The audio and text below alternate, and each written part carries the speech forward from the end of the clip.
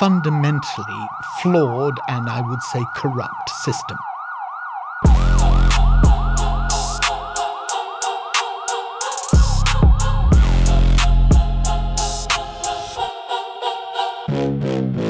Leaseholders in my constituency and across the country are being fleeced by freeholders and managing agents, and we need to end the feudal leasehold system.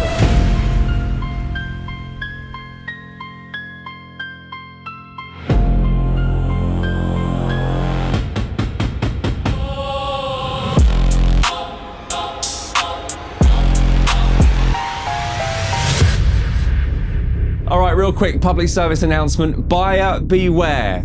I'm gonna save you. If you're tempted to get a leasehold flat, stop. Let me explain. Now, sure, you're gonna have regular bills like gas, electricity, council tax, TV license, Wi-Fi, home insurance, but with leasehold, you can look forward to a bunch of additional costs. And of course, if you're gonna be a leaseholder, you're gonna need a lot of this. And by this point, you won't have much left. You save, you put down a deposit, you take on a mortgage, you feel like you've finally purchased your very own place. And despite all that, it can still feel like you're living in someone else's home. So with leasehold, let's take a closer look at what you're actually buying. And that'll be unexpected bills, think roof, lifts, cladding, unclear vague costings, management, repairs, services, disputes over responsibility, that'll be your pipes, structure, leaks, insurance. You'll have those restrictions, alterations, subletting, pets, legal costs, of course, ongoing disputes giving you plenty of financial pressure in a system that's extremely difficult to navigate. These are just the day-to-day stresses leaseholders put up with, which is why you'll be spending months reading this. The lease, which is incredibly vague and far-reaching, almost by design. You see, when you buy leasehold, you don't buy the building, you buy the lease. That's right, you just bought a piece of paper. And that paper is a contract between you and the freeholder who owns the land and the structure. And that contract only lasts for a fixed period of time. It's literally running out. Thinking about it now makes me even more stressed. And I'm already pretty stressed. Under the contract, you'll pay charges for the running of the building, including service charges and ground rent. Now, every lease is different, but they follow the same structure. And it's that very structure that creates the same problems over and over again. It's the freeholder, it's the person who you bought the lease from, who gets to say what work needs doing, when it needs doing, and how much you will pay for it. So who's in control? Clue, it's not you. At the top, it's the freeholder. They own the land and the structure of the building. And in some buildings, they manage it directly. In many cases, they appoint a managing agent. In others, leaseholders take over management themselves through a right-to-manage company, which then appoints a managing agent. Either way, every route leads to the same outcome. Someone's in control and you're paying for it. You see, you pay them, but they don't work for you. You work for them. You see, you're the cash cow, the big fat cash cow, and they're milking. Somebody else has control over your home, and it's not you, but you end up paying for it. Literally 5 million people are in leasehold flats. Most of them are finding that it's actually a huge problem. If there are problems with the building, they can't sell, they can't move on. Fire-stopping problems after Grenfell, all the fire safety defects that were found in blocks of flats. People are trapped in their own homes. And you go round in a neat circle with everybody blaming everybody else, and nobody ending up doing the work to sort out your property that you're living in. And it's completely iniquitous. And when one side makes the decisions and the other side pays, the control is obvious. Leaseholders in my constituency and across the country are being fleeced by freeholders and managing agents. And they need relief from both, and we need to end the feudal leasehold system. You and your neighbours, your fellow leaseholders, pay into a central fund, and those managing the building decide what work gets done, which means they'll appoint the contractors, and if costs increase, you don't get a choice.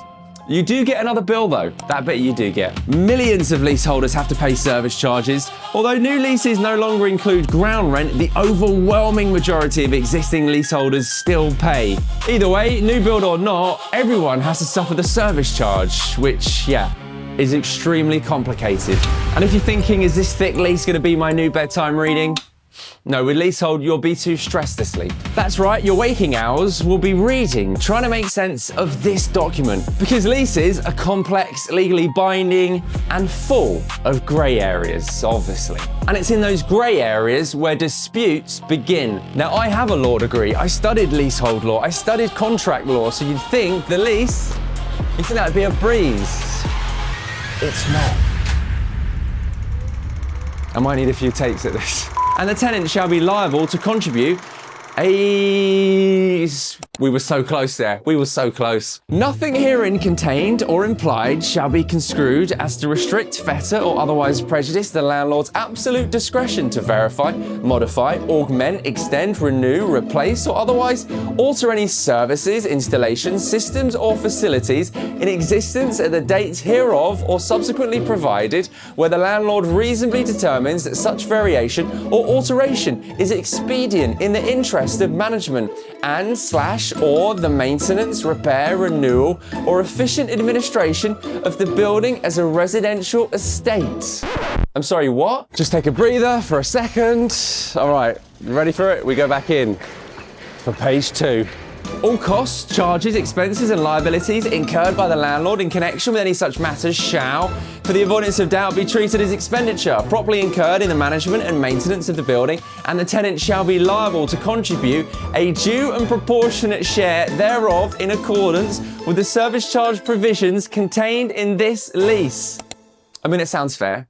It sounds fair to me. Where do I sign?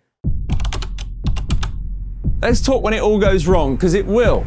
It will go wrong. It's the moment that something goes wrong that you're forced into the detail. And like any contract, it's open to interpretation. And that is where your problems get worse. Yeah, with leasehold, problems can always get worse. And they invariably do. In some cases, the managing agent instructs the legal teams and the dispute escalates. It creates pressure and sends a message that challenging anything comes at a cost. And yes, you, the leaseholder, pays that cost.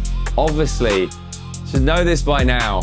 Because those expensive legal costs used to fight against you can then be recovered through service charges or an administration charge or a Rule 13 application if you're unreasonable. And if you think any of this sounds unfair, then you most definitely are unreasonable. And as it escalates, it's no longer only about the issue, it's about how it's framed and how you're seen. In disputes like this, it's not just about what's right, it's about who controls the narrative. And before you know it, litigation gets turned into a debt generation mechanism. I joke about leasehold because the whole thing is a joke. It's a mess. But underneath all of that mess is a system that has destroyed lives and continues to do that. Some of the stories are truly horrific. I know of suicidal cases, people who've committed suicide, people who have been tempted to commit suicide, because they have literally been trapped in what they thought was their dream and turned into a nightmare. It cannot be right that a freeholder can hold this nuclear bomb over somebody like Dennis Jackson, a pensioner of Plantation Wharf. He disputed a £6,000 service charge that led to £80,000 legal bill. He had his £800,000 flat forfeited in a 10-minute hearing at Wandsworth Court. That just simply cannot be right. We must address this. It's extracting money, and it's extracting money with menaces, the way in which lawyers then get involved, and you get this stroppy lawyer's letter saying, you haven't paid your service charge, or you haven't paid your ground rent. Actually, if you don't, forfeiture means that they can come and they can take the whole property. They can then sell the property from under you, £300,000, £400,000, £500,000 if it's an apartment in London. They can take that because you haven't paid £3,000. And they don't have to give you the £497,000 back.